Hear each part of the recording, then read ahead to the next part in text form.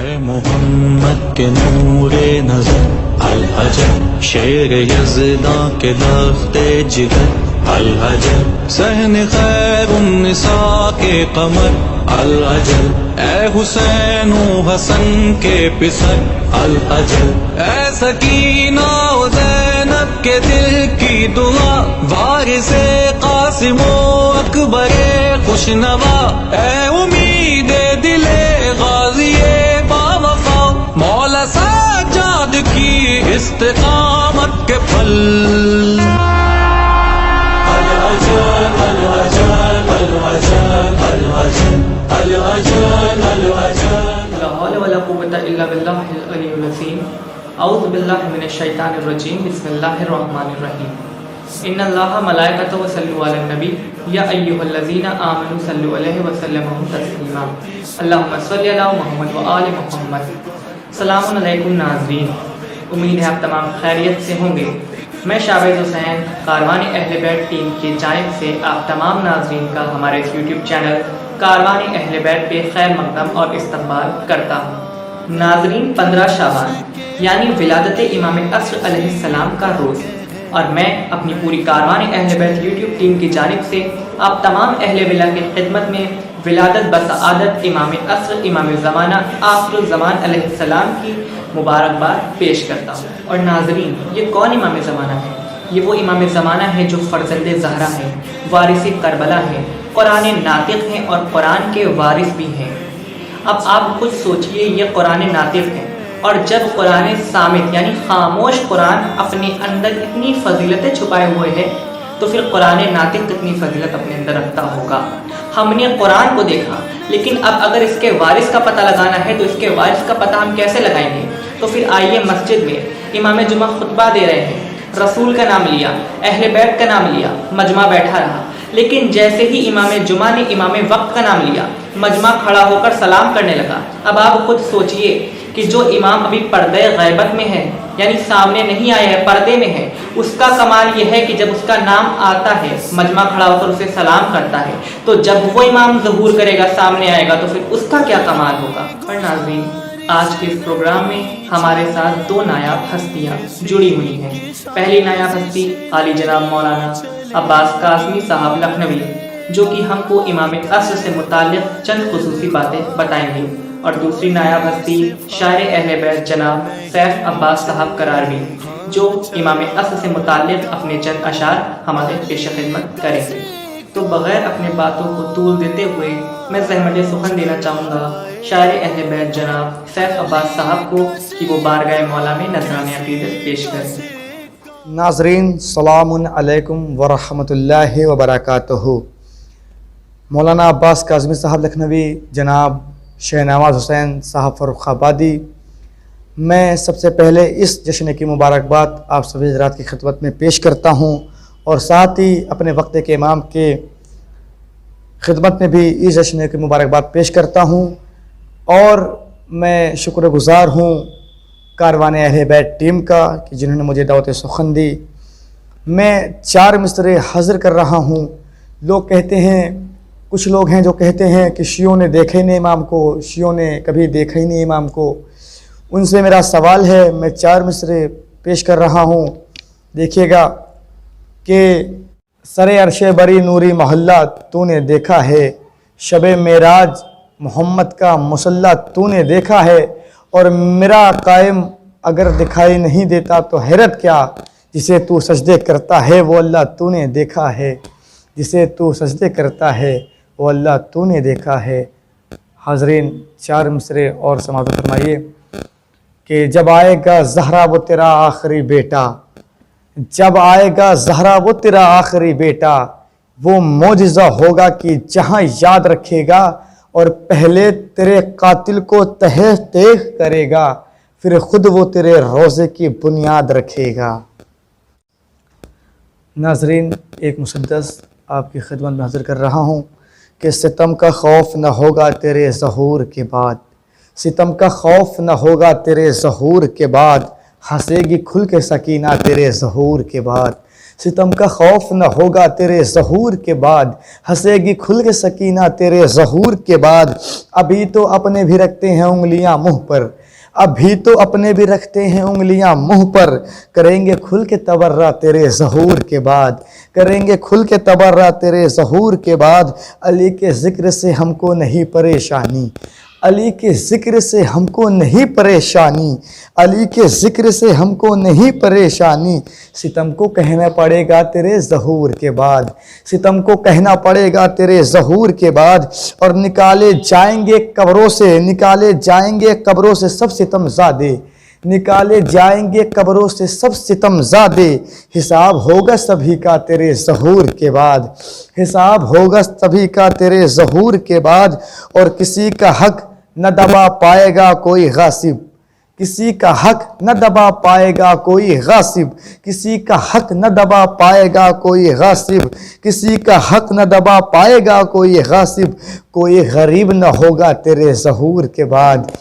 سنا ہے حضرت شبیر مسکرائیں گے، سنا ہے حضرت شبیر مسکرائیں گے، خوشی منائے گا کعبہ تیرے ظہور کے بعد، خوشی منائے گا کعبہ تیرے ظہور کے بعد۔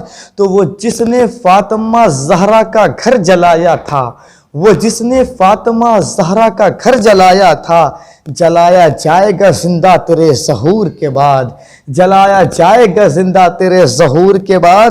اور مزار حیدر کرار میں جو رکھی ہے، مزار حیدر کرار میں جو رکھی ہے، وہ تیغ لائے گا سکا تیرے ظہور کے بعد، وہ تیغ لائے گا سکا تیرے ظہور کے بعد۔ خدا حافظ۔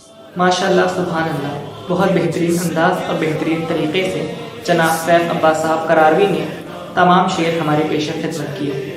اور اب میں دعوت سخن دینا چاہتا ہوں عالی جناب مولانا عباس کاظمی صاحب کو کہ وہ ہم کو امام عصر سے متعلق چند خصوصی باتیں بتائیں۔ بسم اللہ الرحمن الرحیم، الحمدللہ رب العالمین والصلاة والسلام سیدنا و نبینا و شفیعنا و مولانا مولا الثقلین جد الحسن والحسین ابو القاسم محمد اللہم صل علی محمد و محمد و علی اہل بیت الطیبین والطاہرین المعصومین المظلومین المنتخبین المنتخبین۔ بسم اللہ الرحمن الرحیم، انا اعطیناک الکوثر فصل لربک وانحر ان شانئک هو الابتر۔ اللہم صل علی محمد و علی محمد۔ میں سب سے پہلے تمام شیعان حیدر کرار اور تمام سامعین جو اس چینل کے ذریعے جڑے ہوئے ہیں کاروان اہل بیت کے ذریعے، اور میں شکر گزار ہوں ہم اپنے برادر عزیز علی جناب مولانا شاویز حسین صاحب کا کہ جو انہوں نے مجھے اس جشن کے موقع پر تقریر کرنے کا حکم دیا، اور میں شکر گزار ہوں مولانا سیف عباس کراروی صاحب کا کہ انہوں نے میری تقریر سے پہلے جو اشعار پڑھے ہیں، ماشاءاللہ پروردگار ان کی، سیف عباس صاحب ہمارے شاویز حسین صاحب کی محنتوں کو اپنی بارگاہ میں قبول کرے، اور جتنے بھی حضرات اس محفل کو سن رہے ہیں پروردگار ان سب کو ہر بلا مصیبت سے دور رکھے۔ تمام شیعان حیدر کرار کو جس کے دل میں مولا کی محبت ہے یا پھر وہ جو غیبت پر ایمان رکھتے ہیں، ان سب کو مولا کی ولادت تہ دل سے مبارکباد ہو۔ میں نے اپنے تقریر کے موضوع کو سلمان سخن قرار دیا، بسم اللہ الرحمن الرحیم، انا اعطیناک الکوثر فصل لربک وانحر ان شانئک هو الابتر۔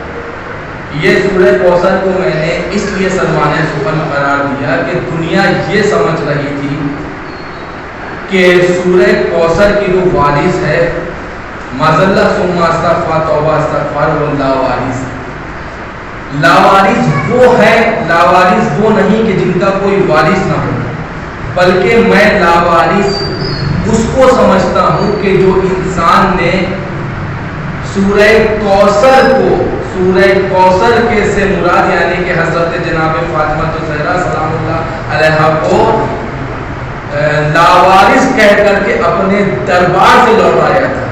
قسم خدا کی، نہ آج وہ درباری باقی ہیں اور نہ وہ دربار باقی ہیں جنہوں نے لاوارث رسول کو کہا تھا ان کی نسلیں بھی باقی نہیں ہیں، مگر الحمدللہ الحمدللہ پروردگار نے ایک ایسی نسل اللہ کے نبی کو عطا کری ہے کہ جو سورہ کوثر کی شکل میں ہے، کہ جس کی تفسیر آج بھی پردہ غیب میں امام مہدی علیہ السلام کے نام سے باقی ہے۔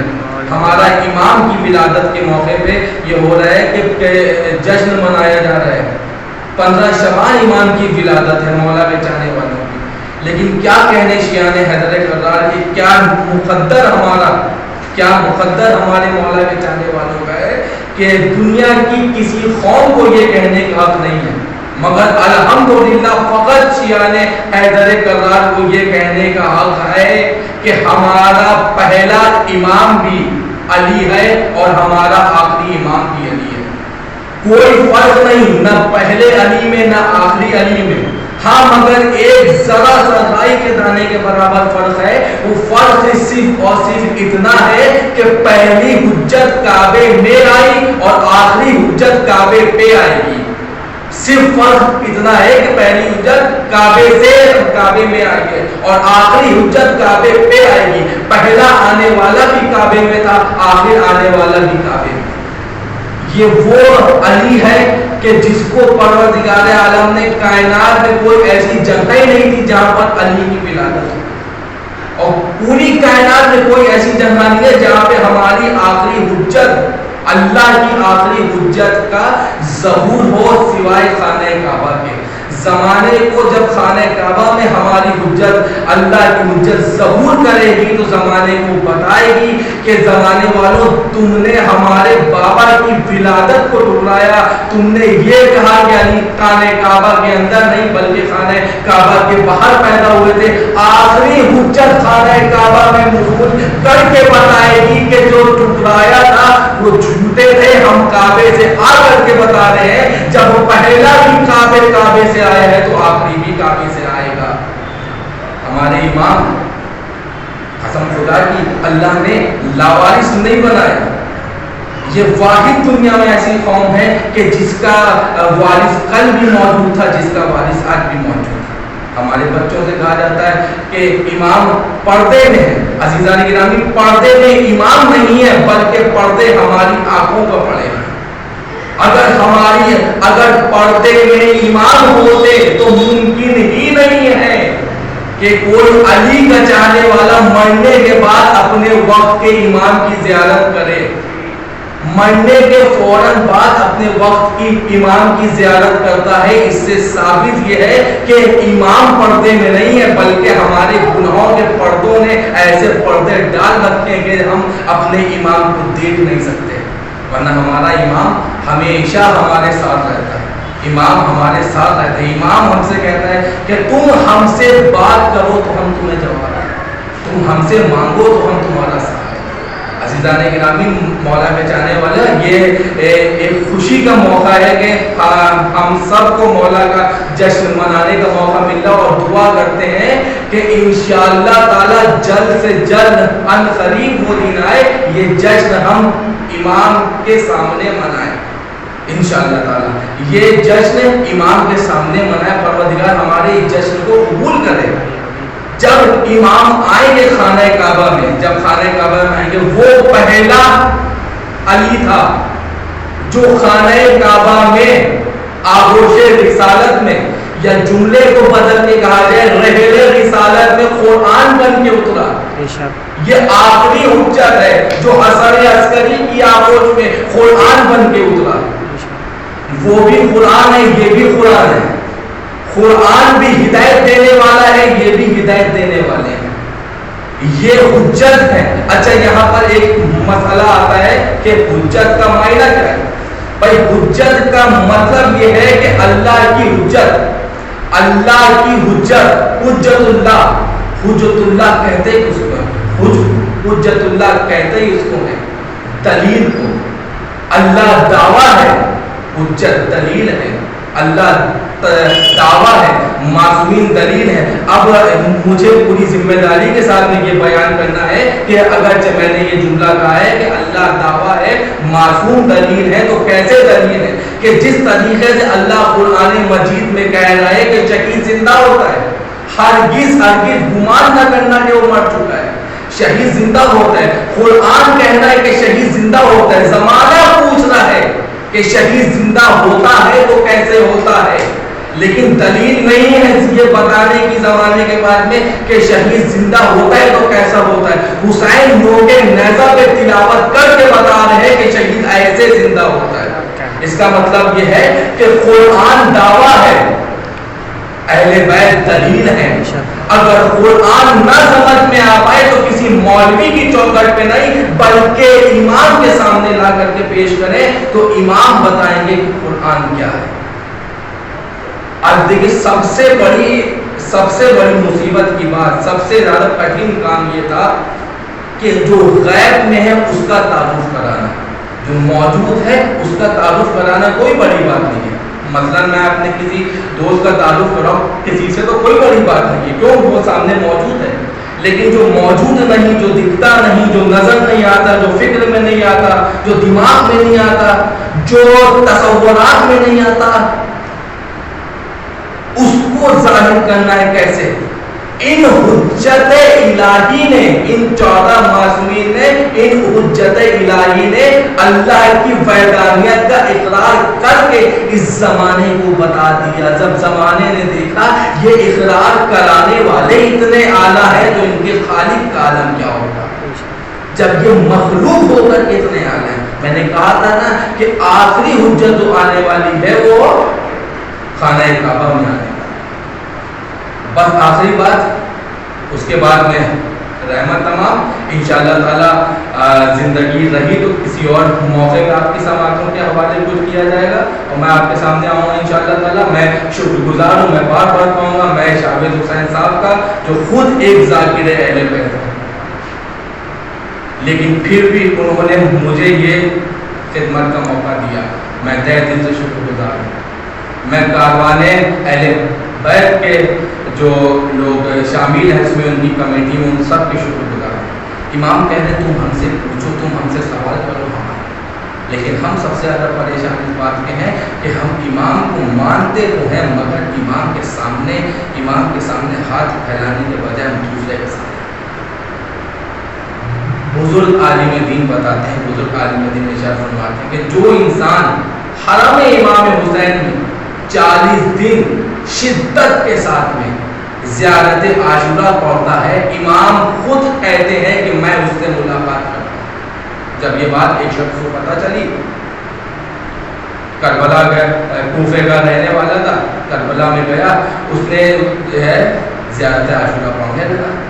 جب شروع کے 1-2 دن تھے تو زیارت عاشورہ پڑھتا تھا، بڑا لطف آتا تھا، لیکن جب جیسے جیسے دن کٹتے گئے اس کے دل سے کچھ معرفت کم ہوتی رہی، پتہ نہیں امام ملیں گے یا نہیں ملیں گے، کہاں وہ کہاں ہم، لیکن یہ جو لفظ ہے نا کہاں وہ کہاں ہم، یہی انسان کو کھا جاتا ہے۔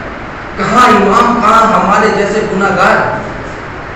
اگر امام تمہیں اس قابل نہ سمجھتے کہ وہ تم سے ملاقات کرے تو قسم خدا کی وہ تمہارے دلوں میں اپنی محبت کو بھی نہ پیدا کرتے۔ تم اس قابل ہو، امام نے محبت کو پیدا کر کے بتا دیا، تم اس قابل ہو کہ ہم تم سے مل سکتے ہیں، مگر تم ملا نہیں، مگر تم خود ملنا نہیں چاہتے۔ جب وہ 40 دن کے قریب آنے لگا تو اس کے دل میں اچانک سے یہ آتا ہے کہ اب ہمیں لگتا ہے کہ امام ہم سے ملیں گے نہیں، میں جا رہا ہوں۔ وہ جانے لگا، اس نے اپنا ڈرائیور جو تیار کیا، کربلا سے نکلا۔ جیسے ہی کربلا کے راستے سے باہر نکل کے کوفے کے راستے پہ آیا تو ایک گھوڑے سوار نے روکا، روکنے کے بعد نے کہا کہاں جا رہا؟ کہا کوفہ جا رہا ہوں۔ کہا کوفہ خشکی کے راستے سے جاؤ گے یا پانی کے راستے؟ کہتا ہے میں خشکی کے راستے سے جاؤں گا۔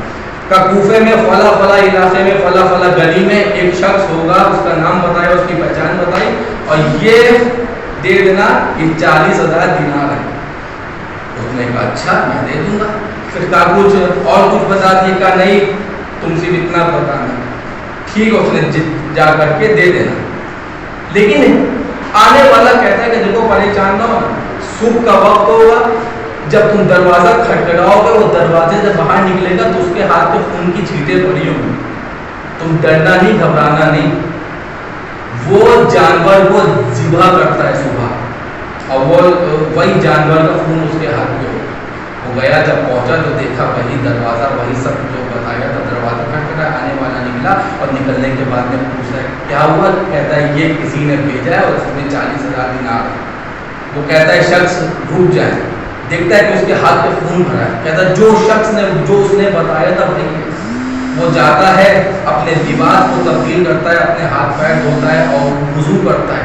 آ کر کے کہتا ہے کہ میں معذرت چاہتا ہوں کہ آپ اتنا طویل سفر کر کے میرے پاس میں آئے ہیں اور میری وجہ سے آپ کو زحمت ہوئی، لہذا آپ کچھ لمحے کی زحمت اور ہے کہ آپ گھوڑے سے اتر سکتے ہیں کہ میں آپ کی آنکھوں کا بوسہ لے لوں. آنے والا کہتا ہے کہ میری آنکھوں کا بوسہ کیوں لے لوں؟ کہ آنکھوں کا بوسہ اس لیے لے لوں کہ انہی آنکھوں سے تم نے اپنے وقت کے امام کی زیارت کری، اور ہاتھوں کا بوسہ اس لیے لے لوں کہ تمہارا ہاتھ امام کا ہاتھ مت ہوا. کہتا ہے کیا وہ وقت کے امام تھے؟ کہاں وقت کے امام تھے. کہ یہ 40,000 جو دینار تمہیں بھیجے ہیں، کہ یہ دینار اس لیے بھیجے ہیں کہ میں کائنات میں کسی کے آگے ہاتھ نہیں پھیلاتا جب مجھے ضرورت ہوتی ہے. میں اپنے وقت کے امام سے توقع کرتا ہوں اور میرا امام ویسے ہی مدد کرتا ہے جیسے کہ آج. یقین جانے اگر ہم اپنے وقت کے امام کو جانتے ہیں، معلوم ہے کہ ہمارا امام موجود ہے، غیبت میں ہے، غیبت الہی میں ہے، اگر موجود ہے وہ اللہ کی حجت ہے، تو یقیناً ہم اس امام سے توقع کریں. عزیزان گرامی، مولا کے چاہنے والے، یہ کل کائنات میں ایک جشن کا موقع ہے. لوگ امام کی محبت میں جشن مناتے ہیں. ہم سب دعا کرتے ہیں کہ اے میرے پروردگار، امام زمانہ کے ظہور میں جلد سے جلد تاجیل فرما. ماشاء اللہ، سبحان اللہ، بہت بہترین انداز اور بہت بہترین طریقے سے مولانا عباس کاظمی صاحب لکھنوی نے ہم تک امام عصر سے متعلق چند باتیں بتائیں.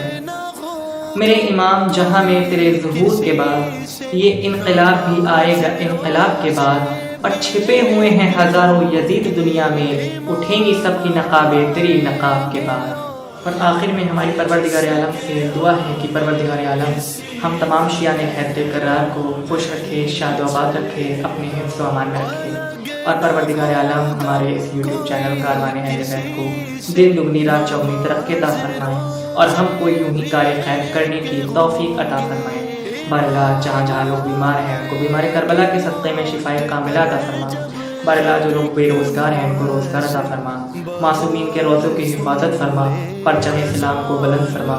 دین کے دشمنوں کو نیست و نابود فرما. بارگاہ فرزند زہرا وارث کربلا امام زمانہ کے ظہور میں قادر فرما. اللہم صلی علی محمد و آل محمد و عجل فرجہ. اللہ الرحمن الرحیم. اللهم صل على محمد وآل محمد. اللهم كن لوليك الحجة ابن الحسن صلواتك عليه وعلى آبائه في هذه الساعة وفي كل ساعة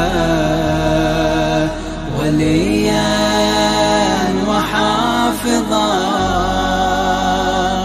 وقائدا وناصرا ودليلا وعينا حتى تسكنه أرضك طوعا وتمتعه فيها